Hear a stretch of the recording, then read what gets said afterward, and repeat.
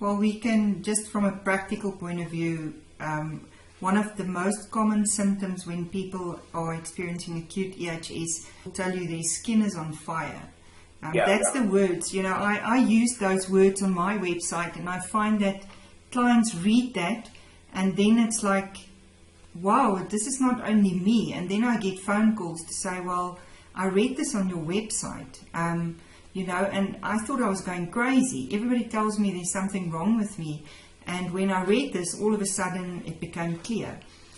Because people don't always make that connection because they're so exposed to so many things. And I want to challenge people out there to start listening to their bodies and start making connections. You know, if you sleep with your cell phone under your pillow and you don't sleep well, take it away for a night, put it on flight mode and see how you sleep the next night. You know, start becoming aware. Same with people driving in their car, talking on the car kit for hours. Most people do that.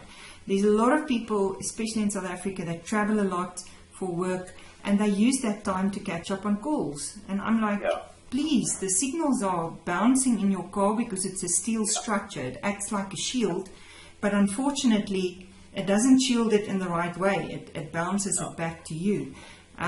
So people need to become aware of these things. I hope that in our future sessions, you and I always talk. I look at the time now and I want to talk another hour and a half, but I know we can't do that. But the thing is, we need to spend time on teaching people these practical things that they're doing wrong or that they're not realizing has an effect on their health, because there's a lot of ignorance out there. I agree to 100%, you know, and it's very common when I talk to electro-hypersensitive people or multiple chemically sensitive people that they tell me that, well, you know, when I think about it, I actually had the symptoms long before I realized what was the problem. And I wish I would have been sensible enough to react and act upon the symptoms much earlier, but I didn't. And now I sit here more or less completely handicapped in the sense that I cannot work, I cannot live indoors, I have to stay outdoors in a shielded tent or hut or something similar. And so, yeah, please start listening to yourself. And also I would say, start listening to you, Davida, because you have so much experience and knowledge. And as we said before, maybe not everything is based upon crucial scientific studies, but your experience speaks, and it speaks volumes, I would say, you know.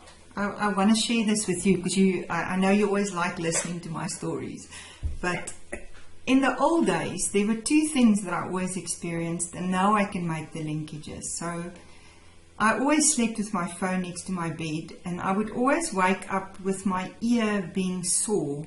I did a lot of research, and I thought maybe it was gout, because, I mean, you've got a bone structure in your ear, but I could never find, but now thinking back, it was always the ear lying next to the phone that got sore. So if I was lying on my stomach, it was this one.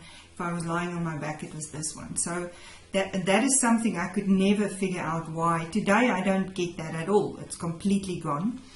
The other thing which happened a lot, which I only made the connection also in the last year, I would every 3 or 4 months get a bout of nausea and vomiting, and I would just not feel well.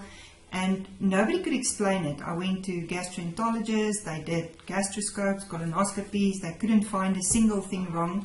Yet, every now and again, it was every 3-4 months, I had this bout of nausea and vomiting. And I would feel so sick. I mean, I would be sick the whole night, and the next day I would be completely dead on my feet.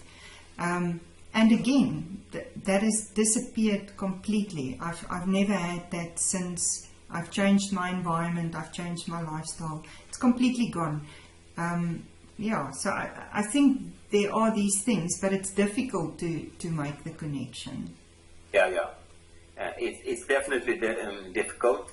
And of course, as we said before, when we got rid of all these symptoms, you are still, of course, electro-hypersensitive. You have to watch out for unnecessary exposures, and that's a common denominator for all electron-hypersensitive people I met, that they could become very, very healthy, but they are still out and look for unnecessary exposures because they have to.